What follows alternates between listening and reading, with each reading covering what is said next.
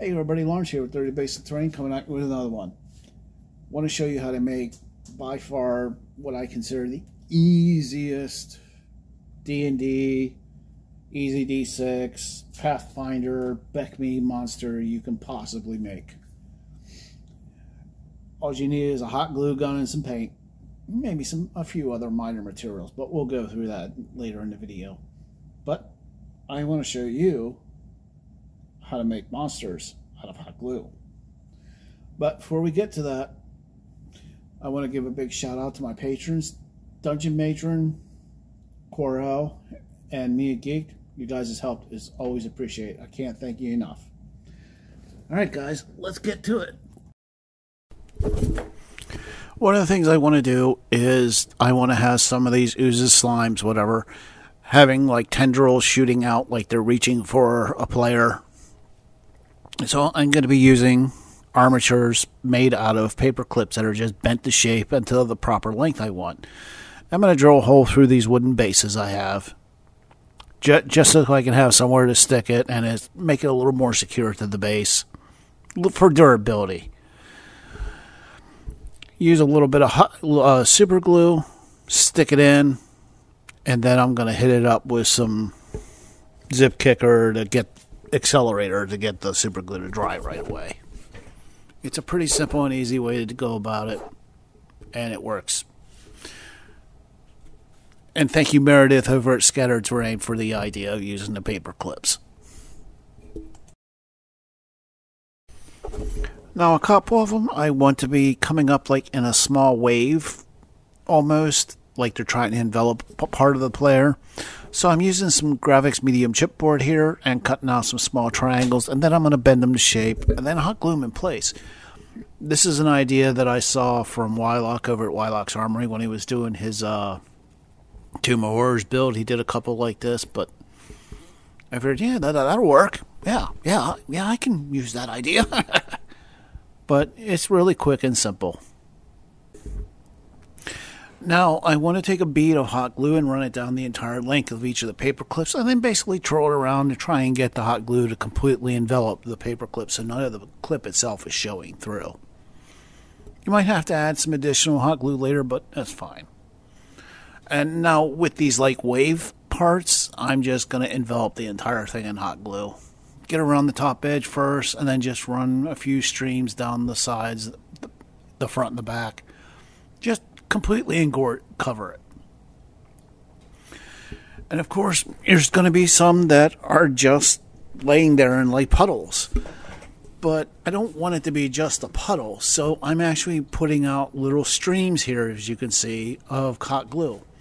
Then I'll go back after it's cooled down a little bit and put another stream on top of that, and then just build up as high as I want.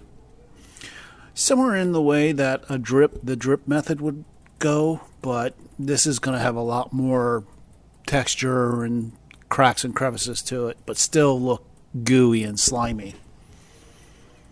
At least that's what I was telling myself when I did this.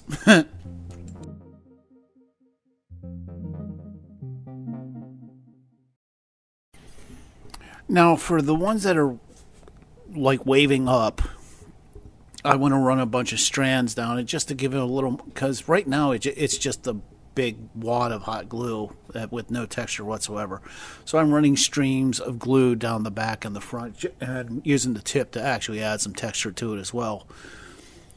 I just want it to look cool.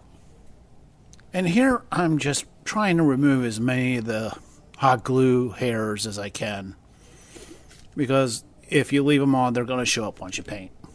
Am I going to get them all? No. But I'm doing my best to get rid of all the different strands and stray hairs, which is one of the drawbacks to using hot glue.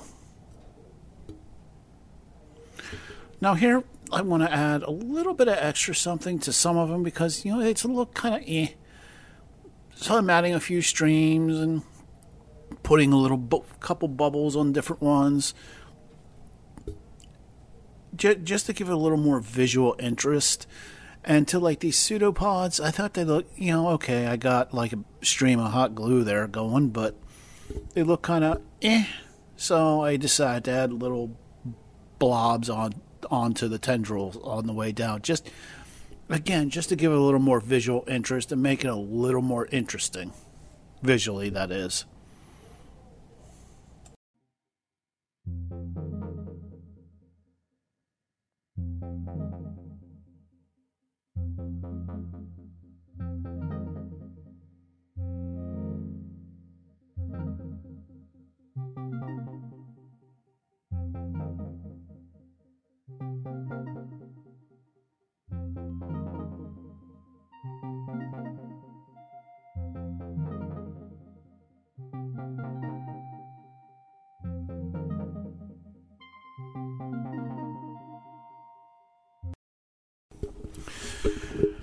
Now I want to primer these all up really quick, and I'm just using, since I just primered my crystal golems because I was building both at the same time, I decided to just use the white primer I already had in my airbrush on these.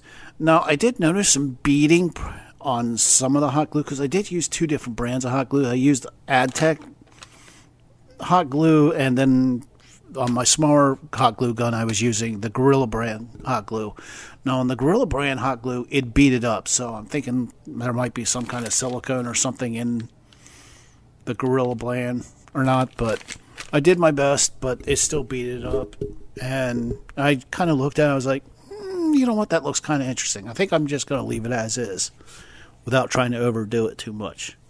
A happy accident. It did actually wind up working out really well in the end.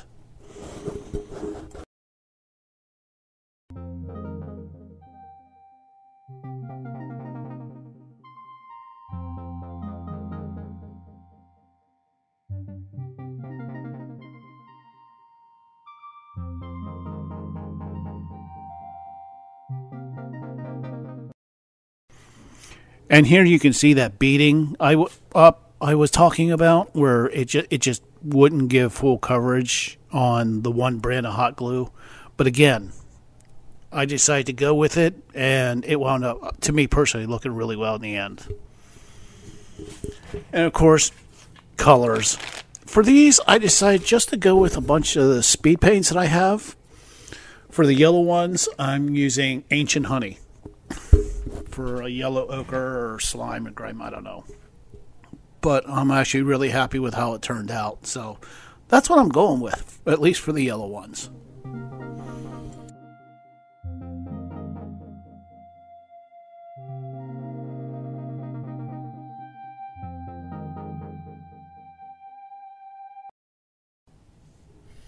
Now for the black one, I decided to go with speed. Again, for all these I'm using speed paint. For this I'm just using Occultist Cloak. It's really a dark gray. So on top of a white primer, it will give that a dark gray appearance. But in the cracks and crevices, it'll give black streaks, which for what I'm going for is fun. And of course for the green slime, I think I'm using Orc Skin. But again, it's another Army Painter Speed Paint 2.0. And you notice I am not being delicate with applying the paint. I am just slopping it on. And that's why I'm saying this is some of the easiest monsters you'll ever make. There's no delicacy with doing this. And for the red ones, I'm using Slaughter Red because that name sounds cool. And it's actually the right tone of red. And here you go. I mean, for a really quick, sloppy paint job, they wound up looking good. But, unfortunately, I thought they were just a bit too bright for my taste. So I decided to hit them with some Seraphim Sepia shade from Citadel. Just to tone it down and to give the cracks and crevices a little more definition away from everything else.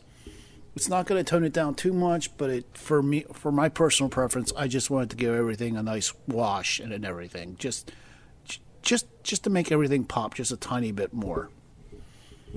And I was happy with how that wound up.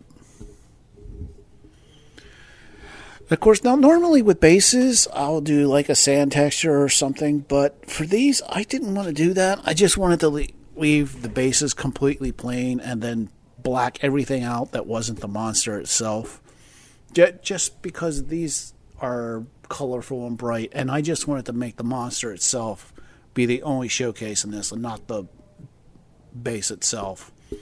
I wanted them to pop. And besides, they cover most of the base anyway, so there wouldn't be that much to have to do or show off any on these bases. So, but again, I'm just using some straight black paint and blacking out the entire base that isn't covered by slime.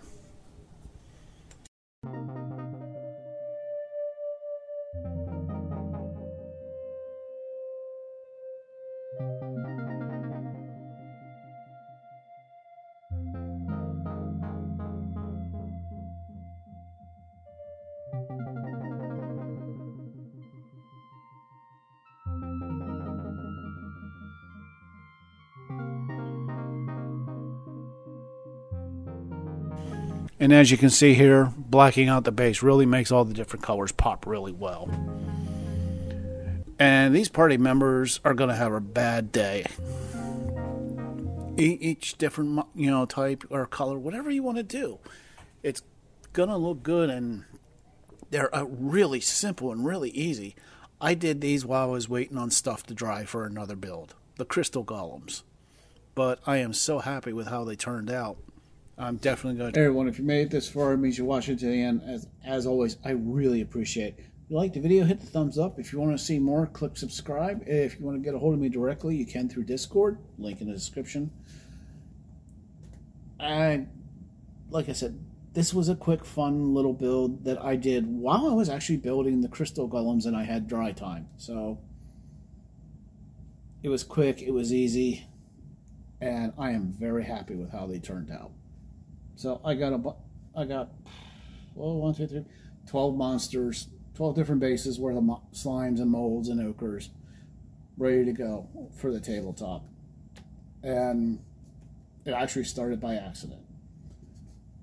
But as always, guys, remember, when you're building something, the only person you got to worry about is you, because it's your terrain.